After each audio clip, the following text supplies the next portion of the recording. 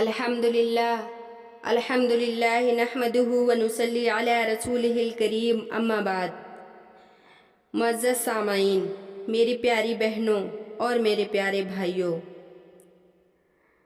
آج ہمارا بیان کوئی عام بیان نہیں ہے۔ آج کا ہمارا ٹاپک ایسا ٹاپک ہے، یہ ہماری قبر، حشر اور آخرت کا بیان ہے۔ اگر آج ہم یہاں سے اٹھیں اور ہمارا ایمان مضبوط ہو گیا تو سمجھو زندگی سنور گئی، اور اگر ہم ویسے ہی رہے تو ڈر ہے کہ کہیں سب کچھ کھو نہ دیں۔ یاد رکھیے میری پیاری بہنوں، میرے پیارے بھائیوں، جس کے پاس ایمان ہے وہ کامیاب ہے، جس کے پاس ایمان نہیں وہ سب سے بڑا مفلس ہے، سب سے بڑا غریب ہے، سب سے بڑا تباہ و برباد ہے۔ قرآن مجید میں اللہ تعالیٰ ارشاد فرماتے ہیں، جس کا ترجمہ ہے، اے ایمان والو، اللہ پر، اس کے رسول پر اور اس کی کتاب پر ایمان لاؤ۔ سورہ نساء آیت نمبر 136۔ اے ایمان والو، دوبارہ ایمان لاؤ۔ اس کا مطلب یہ ہے، ایمان صرف ایک بار لینے کا نام نہیں بلکہ ہر دن اسے تازہ کرنے کا نام ہے۔ میرے عزیز بھائیوں، میری پیاری بہنوں، اگر دل میں یقین ہے، زبان سے اقرار ہے مگر نماز نہیں، حرام حلال کی پرواہ نہیں، تو یہ ادھورا ایمان ہے۔ اصل ایمان وہ ہے جو انسان کو بدل دے، جو گناہوں سے روک لے، جو رات کو اللہ کے سامنے رلا دے، جو ہمیں خوشی دینے والی چیزیں ہیں ان سے روک دے، جو ہمارے نرم بستر چھوڑنے پر مجبور کر دے، وہ ایمان ہے۔ حدیث شریف میں آتا ہے کہ رسول اللہ صلی اللہ علیہ وسلم نے ارشاد فرمایا، 3 چیزیں جس میں ہوں گی وہ ایمان کی مٹھاس پائے گا۔ صحیح بخاری حدیث نمبر 16 میں۔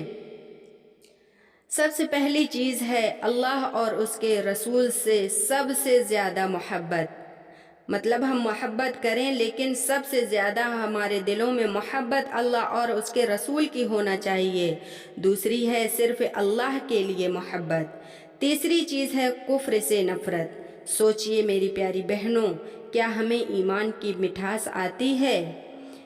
ایمان کے کتنے شعبے ہیں؟ رسول اللہ صلی اللہ علیہ وسلم نے ارشاد فرمایا، جس کا مفہوم ہے کہ حضرت ابو ہریرہ رضی اللہ تعالی عنہ سے روایت ہے کہ رسول اللہ صلی اللہ علیہ وسلم نے ارشاد فرمایا، ایمان کی 70 سے زیادہ شاخیں ہیں، ان میں سب سے افضل شاخ لا الہ الا اللہ کا کہنا ہے، اور ادنا شاخ تکلیف دینے والی چیزوں کا راستے سے ہٹانا ہے، اور حیا ایمان کی ایک اہم شاخ ہے۔ نماز، روزہ، حیا، سچائی، یہ سب ایمان کے حصے ہیں۔ صحیح بخاری حدیث نمبر 35۔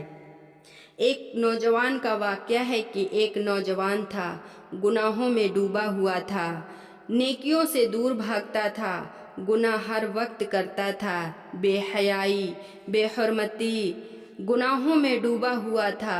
جب اس کی موت کا وقت قریب آیا، موت آئی، لوگوں نے کہا کلمہ پڑھو، وہ کہتا رہا نہیں پڑھ سکتا۔ کیونکہ اس نے زندگی میں کبھی اللہ کو یاد نہیں کیا۔ نیک بندے کا واقعہ ہے، اسی جگہ پر ایک بزرگ ہر وقت لا الہ الا اللہ پڑھتے تھے۔ جب موت آئی، ان کی زبان خود کہہ رہی تھی، لا الہ الا اللہ محمد الرسول اللہ، لا الہ الا اللہ محمد الرسول اللہ، لا الہ الا اللہ محمد الرسول اللہ صلی اللہ علیہ وسلم، اور اسی پر ان کا خاتمہ ہو گیا۔ میرے پیارے بھائیوں، میری پیاری بہنوں، ایمان کو کمزور کرنے والی چند چیزیں ہیں۔ اللہ تعالیٰ ارشاد فرماتے ہیں، ان کے دلوں پر زنگ لگ گیا ہے۔ نمبر 1، سب سے پہلے جو ہمارے ایمان کو کمزور کرتی ہے وہ ہے گناہ، دل کو کالا کر دیتے ہیں۔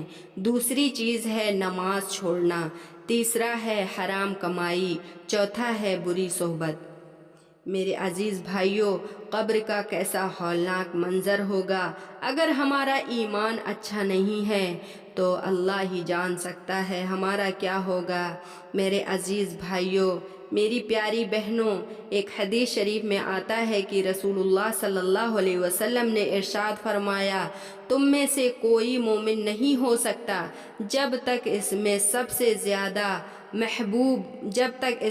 میں سب سے زیادہ محبوب نہ ہو جاؤں۔ صحیح بخاری حدیث نمبر 52۔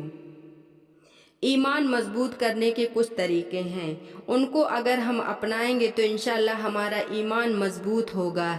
ایمان مضبوط کرنے کے وہ چند طریقے میں آپ لوگوں کو بتاتی ہوں۔ سب سے پہلا ہے قرآن کی تلاوت کریں، نمازوں کی پابندی کریں، اللہ کا ذکر کریں اور اپنے گناہوں سے توبہ کریں، نیک لوگوں کی صحبت میں رہیں۔ میرے پیارے بھائیوں اور میری پیاری بہنوں، دنیا کے لیے تو ہم سب کچھ کرتے ہیں، مگر کیا آج تک ہم نے اپنے ایمان کی خاطر کچھ کیا؟ مگر آج موت آ جائے تو کیا ہمارا ایمان سلامت ہے؟